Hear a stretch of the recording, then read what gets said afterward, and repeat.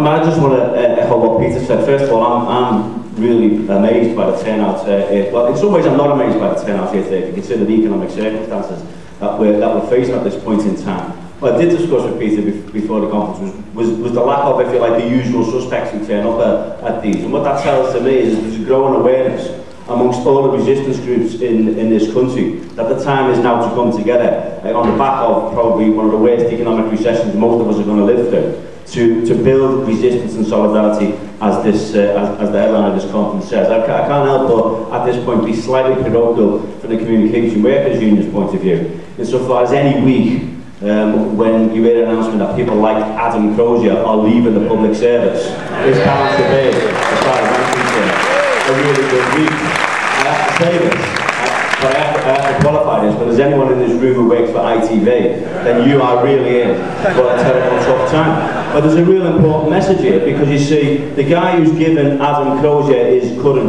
new job at ITV, a guy called Archie Norman, is a mate of Alan Layton's, who also Archie Norman also gave Alan Layton a job, as does Stroke Walmart as a non-executive director. And what we're seeing here now is a concentration, not just of the political elite, but the corporate elite in this country, whose whole ethos is to slash and burn and attack workers' conditions just so as we can grow profit and grow what's commonly known as the only measure of the benefit or wealth of a society, which is gross domestic product. So, people like Crozier leaving the public service, I think is a good thing. There's no public sector mindset with people like Crozier, or indeed the people who appointed him, and the people who will appoint a successor will appoint somebody in the same vein.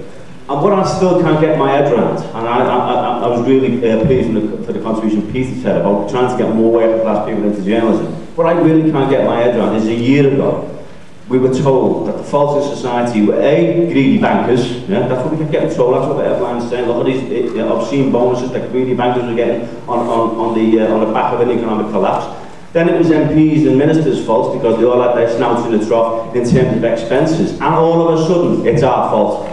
That's what the press are telling us now, it's our fault. And what we're going to see after May the 6th, as it appears to have been leaked by a minister this week, what we're going to see is the biggest concerted attack on the working class that we have ever seen. There's nobody now of mainstream politicians saying anything other than there will be cuts, they will be deep. And the only race appears to be who's going to make them first and who's going to make them deepest. That's all I'm reading in the press, and that is simply not an acceptable point of view. I'll go back to this point about gross domestic product.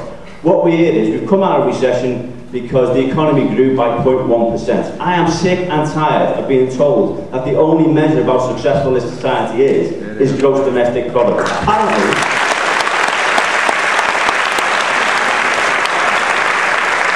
I'm told that for the world economy, and by that they mean capitalist expansion, but for the world economy to stand still, average GDP across the world has to grow by 3%, right?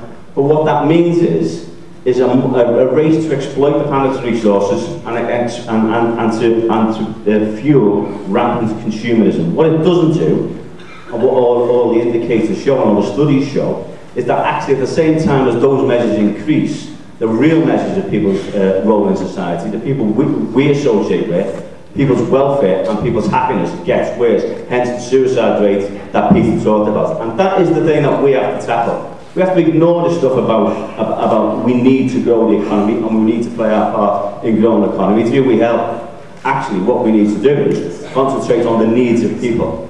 And partly that leads me on to this issue of jobs, and partly that leads me on to this issue of the environment. Copenhagen, I think Copenhagen was, if you like, the biggest political betrayal of the people of this planet by the Wales government. I actually believe that. Because despite what the skeptics say, all the indications are, and actually this comes from NASA, I don't think they're doing this on behalf of, measuring these things on behalf of you and me. You know, they're measuring it for the American military and corporate machine. They say that the first 10 years of this century were the hottest on record, 0.89% increase. All the experts say you only need a 2% increase in the next 50 years to tip the balance. Once you get over 2%, and these are the things we need to understand, once you get over 2% in terms of climate change, right, then the planet decides what happens to the planet. Yep. It becomes beyond our control. That's what the scientists are telling us. It becomes beyond our control. And for the world's major politicians not to agree how to deal with that is an absolute disgrace. But the reason they do that, of course, is because they're people who benefit from, if you like, people who've been misusing the planet's resources, and capitalists who raid the planet's resources to fuel that economic growth. And of course, the world's major politicians are in cahoots with big business, and they're afraid to upset the capitalist elite. And that's what's really going on. Which is why the campaign that the CW's been part of, and other unions in this room, for 1 million green jobs, and I know there's a workshop, is exactly what's needed. Even Alistair Darling himself says that, you know, there's the potential for 500,000, if you like, green jobs in this country. But there's another point about this, and it's why they have to be government jobs. They have to be in the areas that they're needed. In energy, expensive energy that's not going to last forever. An integrated public transport system, a housing system that is energy efficient and houses the homeless and houses the needy in this society is what's needed now. But there's another statistic that's kept from you about the markets delivering. The markets are not going to deliver because between 1997 and the year 2000, in the cities in this country, the government estimates, the City Watch, the government estimates there were 1.2 million jobs created. 2/3 of those jobs were created by public sector investments or public. In other words, even in one of the biggest periods of economic growth that this country has seen, the private sector still wasn't at the forefront.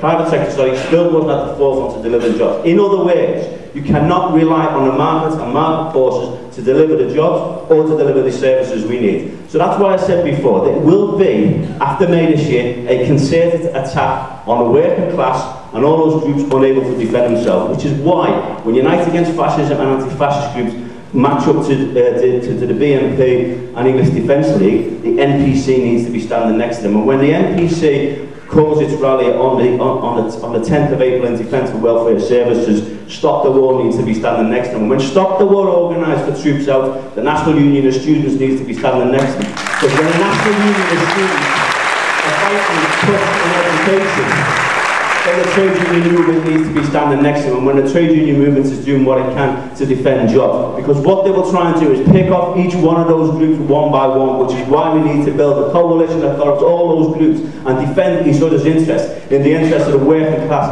and the people of this country, and not the political elite.